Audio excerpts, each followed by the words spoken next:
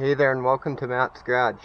So today I'm going to show you how to remove a broken dipstick from your PT Cruiser. This will probably work fine on other cars too, but the thing you got to look at is how far the plastic goes down. So I have my replacement dipstick here. It's just a used one out of another car. So you want to compare it and see where it broke off, and then you can see there's a cross pin through there like a roll pin, and then this metal part shoves up in there.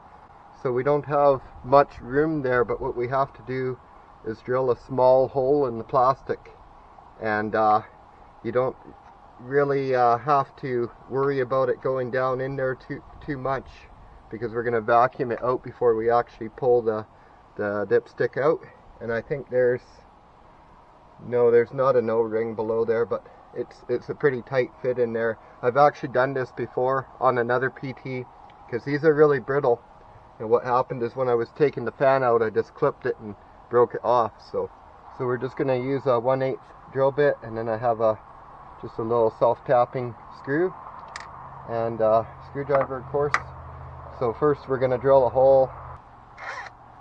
See, it's already trying to move down on me, unfortunately.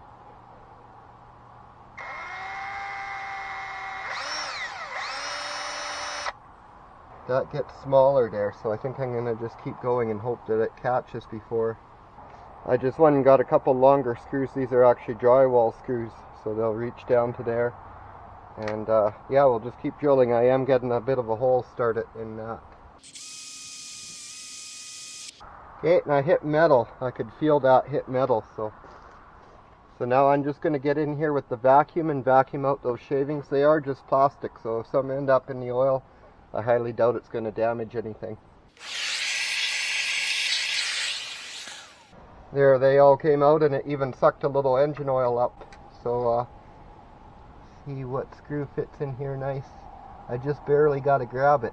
I would recommend that you remove your dipstick and just put a piece of masking tape over it to keep dirt out of there if you're removing your fan or doing any work here in the front.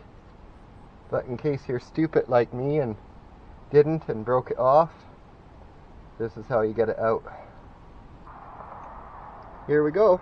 Oh, so close. I'm just going to vacuum there again now. I'm just trying not to push it down and lose my progress. There we go. We got her. Some tense moments there, I wasn't sure, but like I say, I have done this before and it worked before, so I was hoping I could do it on camera for you guys. Okay guys, that's all there is to it, and successfully removed that. So I do hope you found that information helpful. You can certainly apply this to other vehicles. Thanks a lot for watching. Don't forget to like and subscribe, and have yourself a great day.